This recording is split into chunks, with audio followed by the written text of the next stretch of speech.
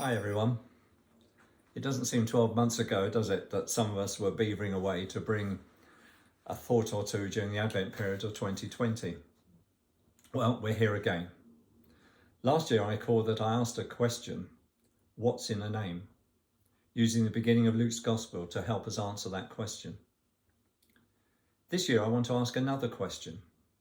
Can God do it? And again, primarily using Luke's account of events leading up to Jesus' birth.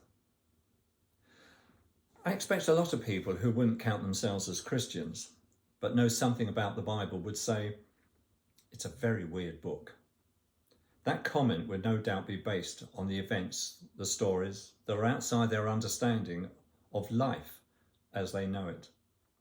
They are way outside of the human box they inhabit. I think sometimes we can get dulled to some events in the Bible for similar reasons. At the very least, we explain them by saying, that was for then. It's not for now. We live in our own box of beliefs, reasoning, and possibly yes, as a result of our upbringing.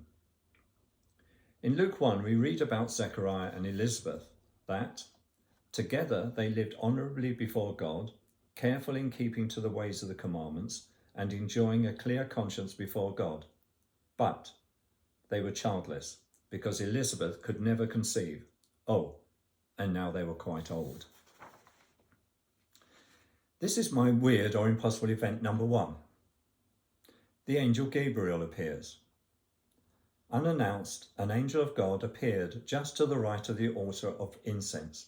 Zechariah was paralysed in fear, but the angel said, I am Gabriel, the sentinel of God, sent specially to bring you this glad news.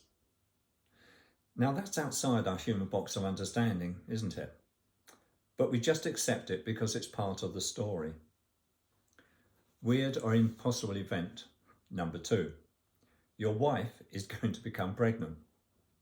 Don't fear, Zechariah, the angel reassured him. Your prayer has been heard. Elizabeth, your wife, will bear a son by you. You are to name him John. Some months later, Mary comes onto the scene.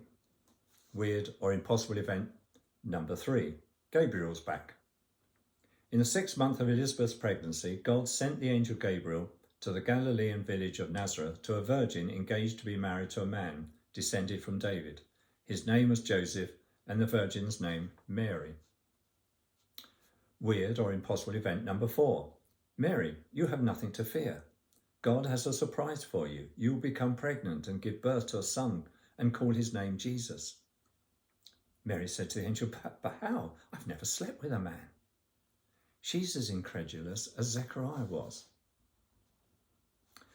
One question I ask myself is this.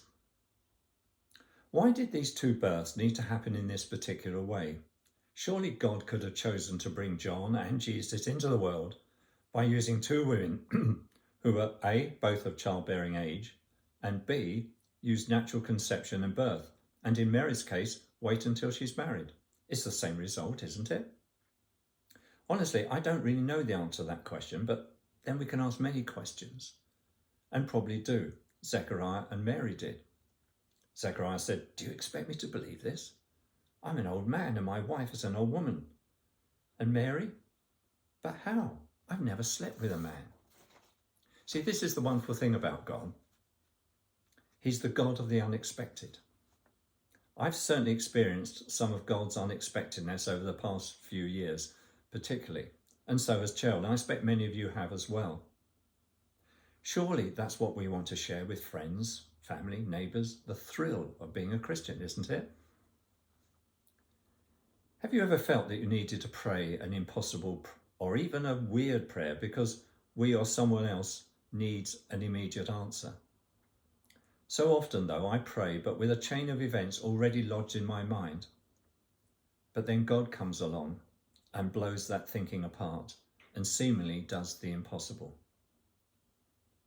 So I come back to the question I asked at the beginning. Can God do it? In asking that question again, I was reminded of a song I heard a few weeks ago, which answered it with replies like these. I've seen mental health restored. I've seen families reunited. I've seen prodigals return. I've seen troubled souls delivered. I've seen addicts finally free.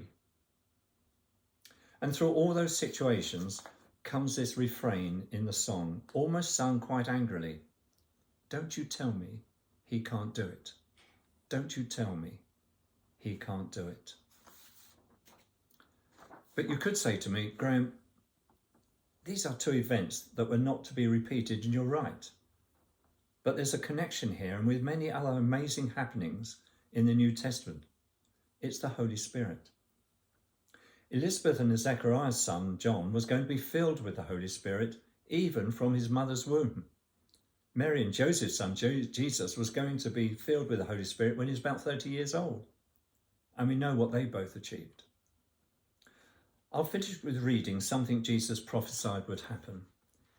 In John's Gospel, chapter 14, we read these astonishing words. I tell you the truth. Anyone who believes in me will do the same works I have done, and even greater works, because I am going to be with the Father. You can ask for anything in my name, and I will do it, so that the Son can bring glory to the Father. The words Jesus said here are not some magic formula, but in learning to be apprenticed to Jesus, we need to have that sense of expectancy that asks the question, can God do it? And replies with conviction and out of experience, yes, he certainly can. A very happy Christmas to you all.